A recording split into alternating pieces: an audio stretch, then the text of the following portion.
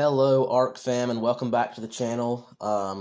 It's been a while since I've done a review, so everything in this video is probably by this point old news, but I wanted to go ahead and do a cartoon collection review of all the figures that I've been stockpiling.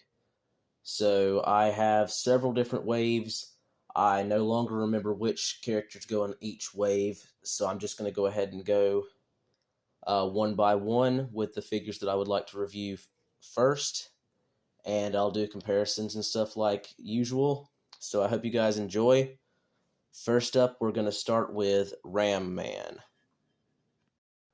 Bringing Ram Man in close, we can see that he is very, very much inspired by the original Filmation cartoon. Sorry, just moved the camera a little bit. He does not have the spring-loaded mechanism like the vintage-inspired Ram Man or the vintage figure. So first up, I'm just going to go ahead and run down the articulation. So his head can look up about that far and down about that far. So from the front view, that looks like this. And it can also rock side to side inside this little bit of clip-on plastic armor. As you can see, this is just a clip-on, very simplistic piece done in like a very, very light silver, almost white silver color. But his head's on a regular ball joint like regular Origins figures. Head is removable. Bring that in closer. Very, very similar to the cartoon. Not 100% accurate, but about as close as you can expect Mattel to get with these figures. Overall, pretty nice. Inside looks kind of weird the way they've got it designed, but from the front view, it looks great. Chest is a little bit new. Brand new torso. At first, I thought it would just be a reuse of the wrestler bodies, but the wrestler bodies are fat, but they still have a little bit of abs. This is just fat, and then not really much ab definition, and then a little bit of pectoral definition. You have the little ties where his tunic or whatever it is tied together. They're just painted on, so it almost looks like he's just got X's painted on a red t-shirt, but his arms go out in T-pose. Regular cartoon collection arms, and he reuses the hands from the other Ram Man. They're just resized a little bit. So his elbows still bend that far. Rotated the elbow as well, of course. Hinge at the wrists. Swivel at the wrists. We have a swivel at the waist. Of course, this is still removable. You can pull this loin piece off. A really nice design, cartoon accurate, looks pretty cool. Snap that back together. Here's the side profile now without the loin piece. A little bit strange looking, but I guess you could use these as weird camo pants for another custom figure if you would like to. Legs can go forwards just a little bit. Backwards, decent amount. Out to the sides, not much. So in all honesty, the upper parts of the legs are not really that much more articulated than the first release Ram Man that we got for Origins. Bend at the knee, about as much as the other Ram Man. Other side, same thing. We have a swivel at the boot. And we have hinge at the ankles.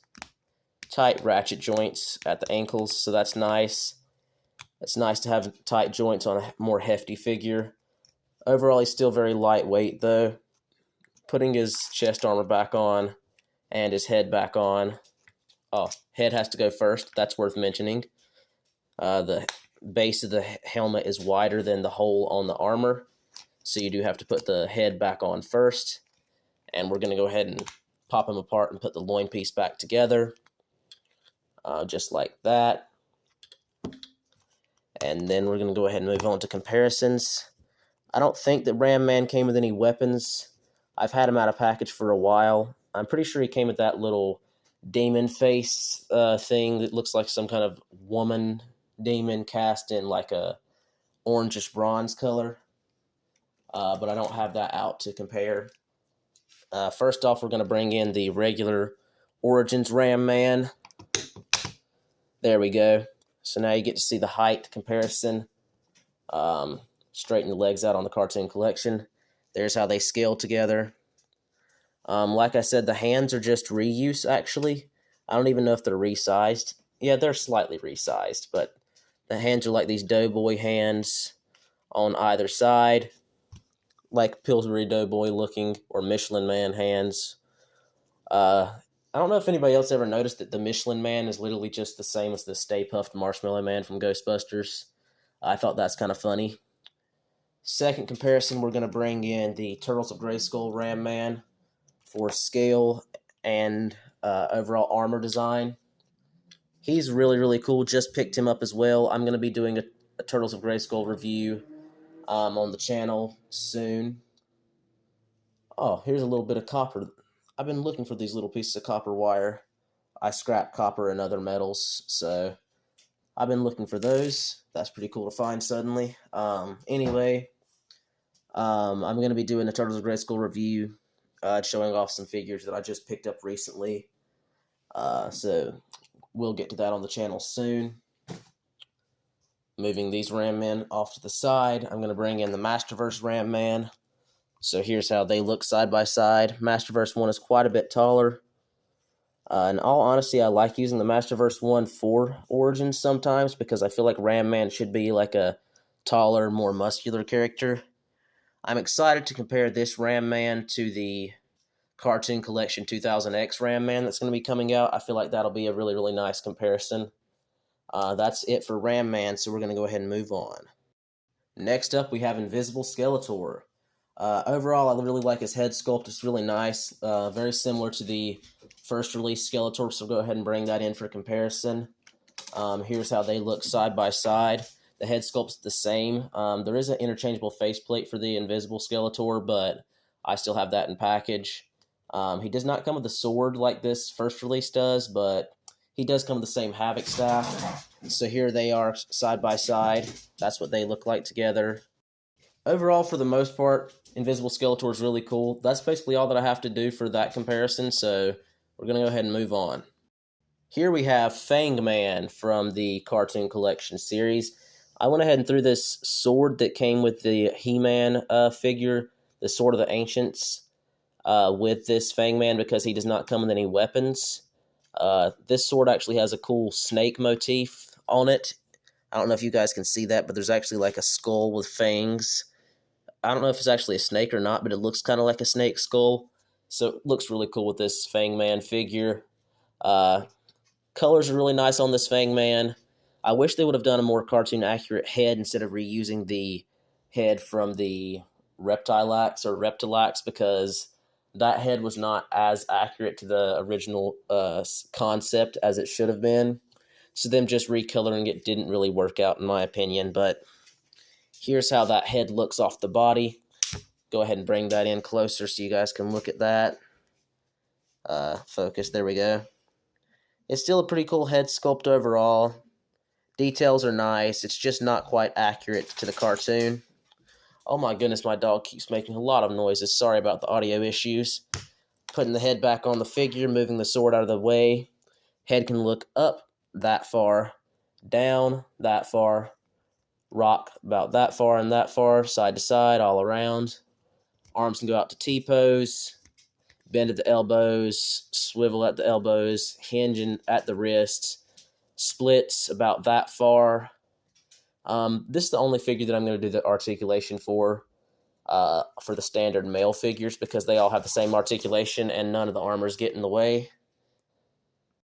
Like I was saying, none of the armors get in the way, so the articulation on this standard cartoon collection is the same as anything that you would expect. Swivel at the waist, legs can go forwards that far, backwards that far, bend at the knee, swivel at the boot, hinge at the ankles, as well as rocker, standard rocker. So you can get some really weird poses with that if you would like. I mean, there's one. First try, that looks really, really weird. Maybe you need to have somebody stabbing him in the chest if he's going to pose like that. That's insane. I'm going to go ahead and move in, let's see, Orko. Oh yeah, let's bring in Orko. This will explain the pose a little bit better. Orko's going to go ahead and pretend to stab Fangman. Eh. Die, Fangman!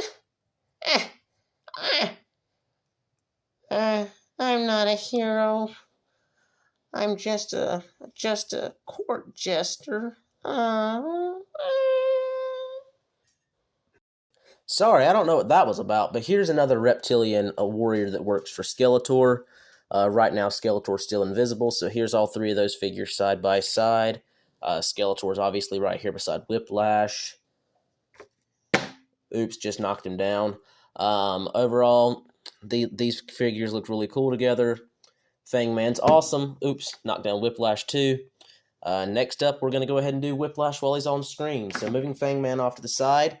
Here we have Cartoon Collection Whiplash. Sad story about my collection. My original Whiplash figure was broken on the day that I received it, and I have yet to find a new one, so I do not have comparisons for this figure, so we're just going to look at his overall design.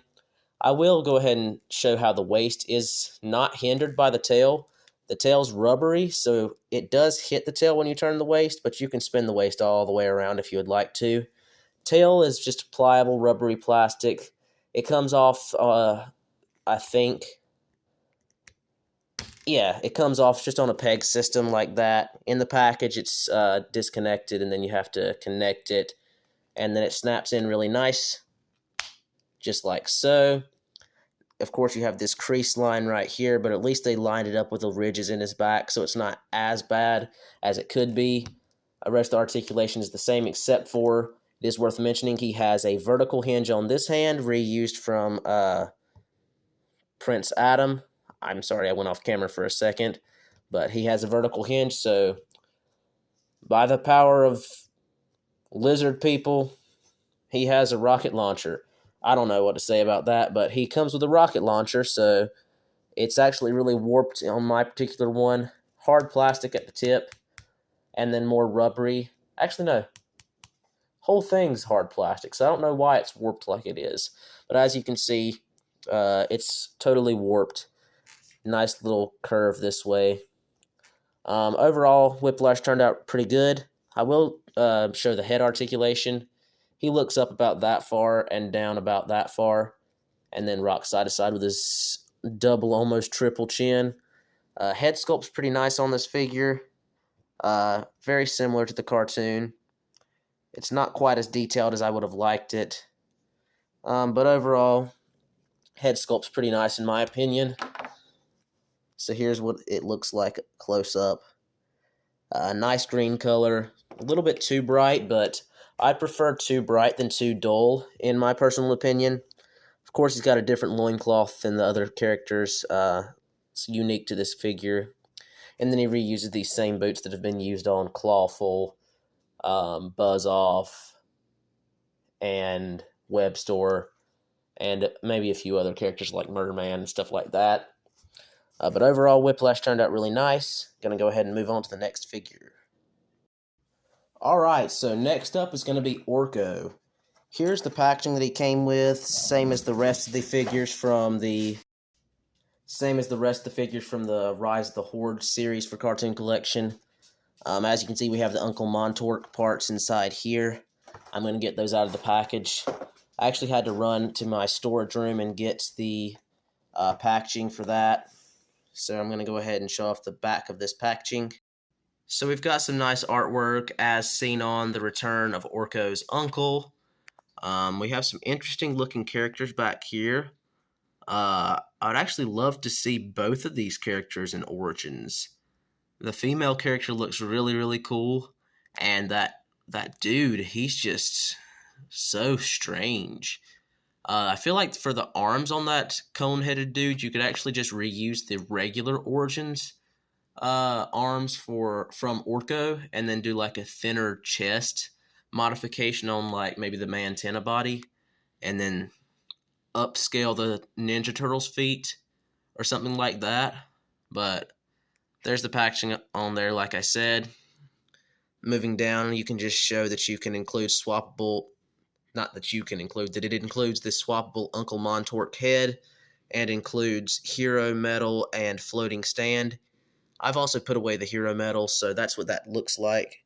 That's a perfect representation of the medal. And as you can see, this wave consists of Fangman and Grizzlor.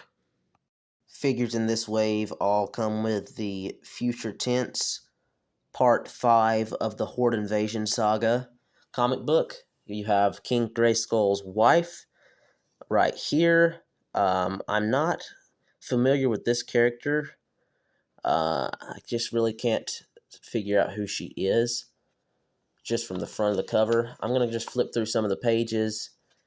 We have a nice hint at a possible New Adventures sub-series. We have He-Man and Flipshot and that other character from New Adventures that I can't remember the name of to save my life right now. But basically there's some multiverse stuff going on in here. We have some different characters like this Horde character. It's a concept character that was also in Filmation. We have some of the Horde Enforcer robots or whatever they were called. Overall, nice comic book. We have a Cowl, and I think that's Glimmer. I'd like to see Cowl and Glimmer in the line at some point. But there's the comic book, like I said. Now we're going to go ahead and move on to the figure itself. Moving Orko in and removing the sword from earlier. Here's what he looks like. Overall, very, very nice representation of the Filmation figure. I personally thought the standard release Origins Orko did a great job of that as well. Here's what he looks like. I actually made a custom stand for mine. Makes him a little bit taller. But overall, they both look really, really good. I do like this one a little bit better. I love how they painted the inside of the hat black. It really, really just upgrades this figure in comparison to this one. And the size is so much better on this one. Orko should not be that big. I'm actually going to take one of these and make a custom. Speaking of custom, my custom video is still coming at some point. Articulation on this figure. Arms can go out to the side. And then bend at the elbow, swivel at the elbow, and then hinge at the little tiny wrists. Hands are removable, I would assume. Yes, standard Origins pegs.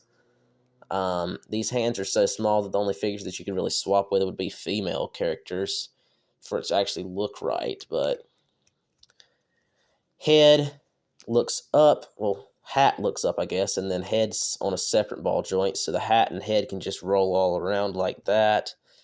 The little mouthpiece is separate too, so it just spins around freely. Popping off the head, as you can see, there's just like a little ball joint right here. And then the head itself looks like this. Let's turn on that light again. Head itself looks like this. And you actually have to stick your fingers up in here, which is kind of hard, especially if you have larger fingers. Like, my fingers aren't that large. If you have any sausage fingers at all, it's going to be really hard to get this out.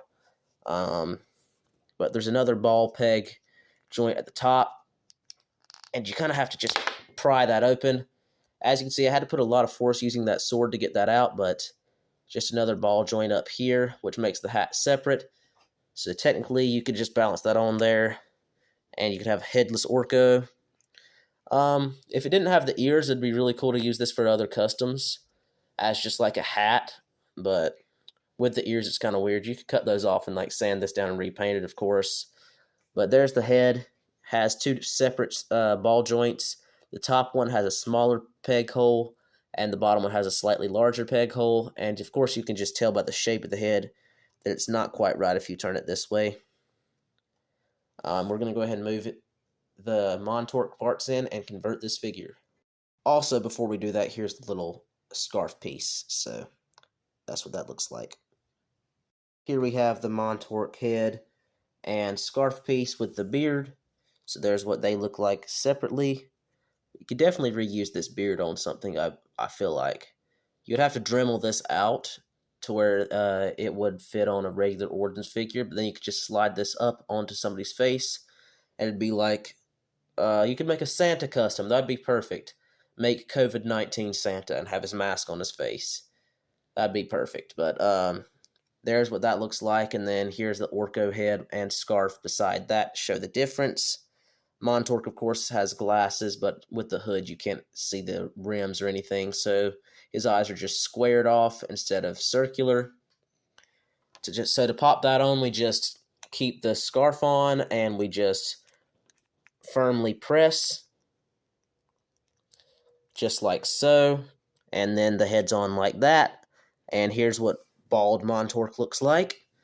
And another thing that's cool to do is to swap the Orko heads onto Anti-Eternia He-Man bodies. You have to slightly enlarge the head holes, but it makes an interesting looking character. And there's Uncle Montork. So here I am. That's what I look like, I guess. I have no idea what he sounds like. I'm just making some stuff up. He has this stand. It's just like a little clear stand, plugs into the bottom, firm connection, spins at the base. The stand also fits in the Shadow Weaver base. She does not come with a stand, but she has the same peg hole in the bottom, and this does fit up inside of her, way up in her skirt. And there's what that looks like. So if you want a flight stand for Shadow Weaver, there you have one. Has her hovering just a little bit off the ground. And that's it for Montork. So from here, I'm just going to go ahead and continue with Shadow Weaver. Moving this sword out of the way, here's what the Shadow Weaver looks like. We'll go ahead and do a comparison with the Masterverse Shadow Weaver on her flight stand. So there's what they look like side by side.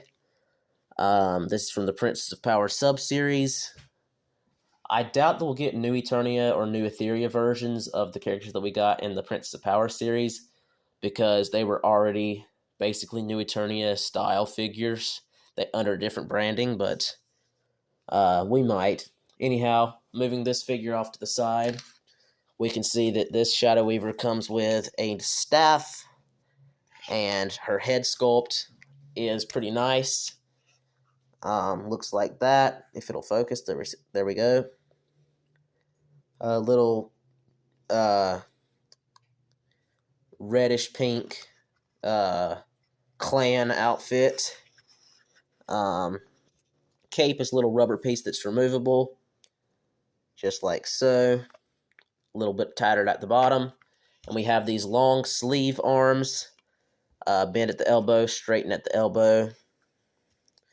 And arms can go outwards into T-pose for some nice spell casting poses. Swivel at the waist, very thin waist. Very nice hourglass feminine figure right there. The chest is actually one of the most feminine chest sculpts we've got so far for Origins. So overall, that looks pretty decent for this figure. Cheetara also has a more feminine chest than any other character in the line so far. I just thought it was kind of interesting to point that out, that they are upgrading the chests a little bit from what they used to be in Standard Origins. What am I looking for? Give me just one moment. Turning off the extra light and putting the figure down on the dress itself. I'm going to move in the book of spells that she comes with. Probably goes this way. Just some random little markings and designs. Hieroglyphs? Is that what they're called? Hieroglyphics? For some reason, I can't think of what the Egyptian symbols are called right now. Hieroglyphics, yeah. And some random scribbly lines. As you can see, the book's open to different points, so this side clearly is what goes into the hand, but it does stretch the hand out really quickly, and you will have to convert to this side. But I think that I can get her to grip it right now. Well, I think wrong. Let's try again. See what I mean? Her hands are like really easily stretched out, so it just falls right out. So the fat side is what I'm going to try to pose it with. There we go. And she can just raise the book up, read along. Very, very interesting book here. How do I defeat She-Ra? Ooh, yes. Bippity boppity boop. Ah. Anyhow, spellbook looks nice, has a nice design on the cover of the book. Some nice spells that can defeat She-Ra. Overall, she looks really nice. Let's compare her with She-Ra while we have She-Ra out. So here's how they scale together. She-Ra seems to be awfully fat looking in my opinion. Her thighs are extremely thick and with no muscular design, so they just look like fat thighs instead of feminine thighs. And then the way they've designed this skirt piece is to fit over her standard buck, so it just makes her look way too wide. And then the way they've designed this chest is way too bulky to fit with the skirt, is how they designed it. So it makes her have like a very chunky look instead of a nice sleek look. Whereas Shadow Weaver's cloak pulls off the sleek feminine look very well. Moving over to Frosta, we can see that she also suffers from the overweight syndrome that they've made with these figures. Because she has a completely removable rubber dress, so that makes it to where she looks extra chunky because they have to fit the dress over the standard buck. We're going to go ahead and move on to Frosta. So first up, we're going to go ahead and bring in Frosta to look at the head sculpt. Nice head sculpt. It's just a solid blue hairstyle. Unlike the Masterverse figure that had like a tapering color that was able to change with different temperatured water. Her articulation is the same as Shadow Weaver's with the elbows and stuff like that. It's hard to turn her waist though because of the fact that it's inside the dress, so you can't really turn the waist very well. We'll remove the dress here in a minute and show you what the regular buck is like underneath. She comes with these ice effects that are really nice. She actually has a vertical hinge on this hand as well, which is interesting because she doesn't have anything to hold. It's I guess because they just reused the arms from She-Ra, and they just went ahead and used the same hands and stuff as well. She also has a rubber cape just like She-Ra and Shadow Weaver, just cast in blue, and it is removable. I don't know if you guys can see it, but there is a blue smudge of paint right here on the white part of her leg. It's very noticeable in real life. I don't know if it's noticeable on camera. That's disappointing. And on the inner leg, there's like a drizzle of blue paint right there. And I can see that's definitely showing up on camera. Wow. Well, there's how that works. I was trying to show you the splits on the figure. So she can go full splits without the dress. So if you strip the dress off, she can do full splits.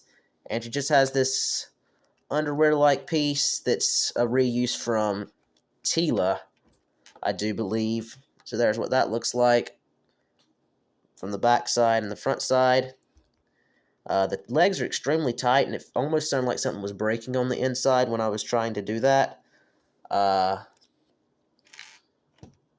Shin pieces spin like this, and the ankles go up and down and rock side to side.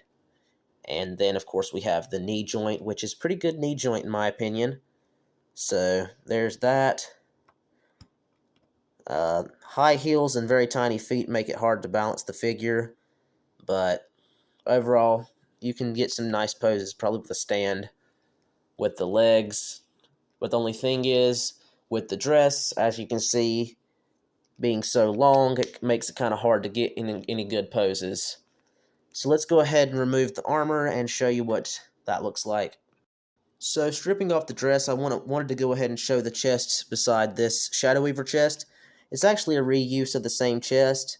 You have some neck bone muscles sculpted right here. So it's the same chest. It's just with the other figures that have the removable tops. You can't see the chest underneath because the fact they have the tops over the main torso. But there's what the back looks like. So it is the same chest. I just wanted to point that out. It's extremely blurry though, so hopefully you guys can see what I'm trying to say.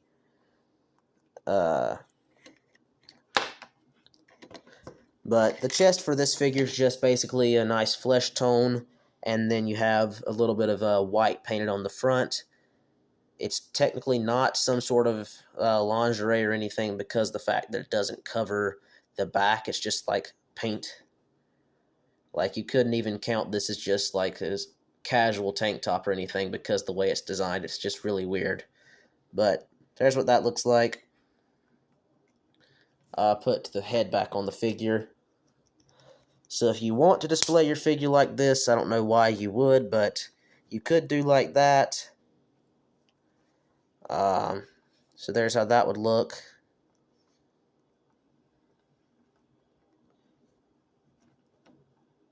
Alright, we're going to go ahead and move on to Bo.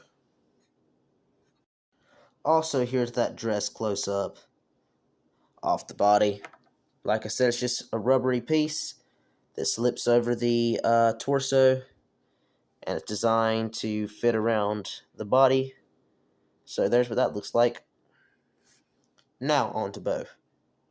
Of course, now that we've got Frosty, we need to get a red cheek version of He-Man, because if you ever pay attention to the cartoon, the Princess of Power cartoon, He-Man often blushes when Frosty talks to him. But here's Bo. He comes with an arrow, but I lost the arrow because it's extremely tiny and does not fit in his hand. But here we have his bow. It's got a little horse design at the top, painted nice with a red handle cast in like a orangish gold color, and it fits into his hand. Articulation the same as the other figures. So mainly I'm just going to go ahead and show off the main design to the character. Turn on the flashlight. Here we go. So he's got a new loincloth with a belt sculpted and painted with a little golden buckle, some nice little golden boots, and he of course has his iconic bow, armor, and cape. Cape is the same red material and texture as the one that came with Hero. Head sculpt is really nice. It's just a very accurate head sculpt in my opinion. So there's what that looks like. Focus. So overall, Bo turned out very nice. We're going to go ahead and show him alongside She-Ra, because of course his heart beats for She-Ra. There's how they look side by side. We're going to go ahead and move on. Sorry about the length of this video. It's a little bit longer than expected. Here we have Grizzlor. He does not come with any weapons, so I just gave him the Turtles of Grayskull Shredder Horde Horde crossbow. Sorry about that. Overall, very nice design. Great likeness. He's probably one of my favorite cartoon collection figures thus far. Looks extremely accurate to the cartoon. Armor is really nice. He has the same torso as the regular Origins cartoon collection figures underneath. He has new hands that are sculpted with nails, which is worth mentioning. They're not painted. They should be black, but that's just a tiny nitpick. Something else that I should say is that these hands should have came with Beastman and Skeletor, and the nails should have been painted black on those figures as well. But that's not what happened. He has some nice boots with the Horde bat sculpted outwards. New loincloth. And new armor. Head sculpt is nice. Overall, this figure turned out really, really good, like I said. I'm going to go ahead and show this figure alongside a few other figures for comparisons. Here we have the Origins, Mattel Creations Grizzlor. Not the 5-pack Grizzlor, 4-pack Grizzlor. And then here's the Masterverse Princess of Power Grizzlor. There's how they look side by side. Of course, the Princess of Power Grizzlor is inspired by the same animation, but embellished more to make it look more realistic. Here's a close-up on all three of those. Very, very nice design for all three of them. I really, really like Grizzlor. He's probably in my top 5 favorite Horde characters. And that says a lot because I love the Horde. And last but not least, before we move on to one last shot of the figures displayed together, we're going to go ahead and show off the Bizarre figure for cartoon collection. Alright, so here's the Buzz-Off figure, moving him in closer and removing this stand. Overall, he's got a really, really nice design. Turn on the flashlight. His chest is basically the same as regular Origins, but there is a little bit of extra sculpting on these little yellow lines. It's barely raised out, but overall, it's basically the same torso. Overall, he's got the really nice design, like I said. The back is modified, of course, to have these wings. It's adapted like that. All 4 wings move individually. That's the sound of the wings flapping around.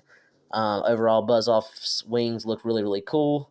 They can all fold down like so, and they can all come out like this, or like that, or however you want them to be. He comes with a lance that he used in the cartoon.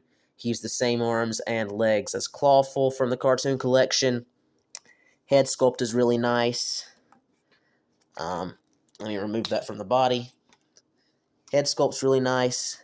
As you can see, he's got the visor. Looks nice like that. He does have a brown spot on his head, very disappointing.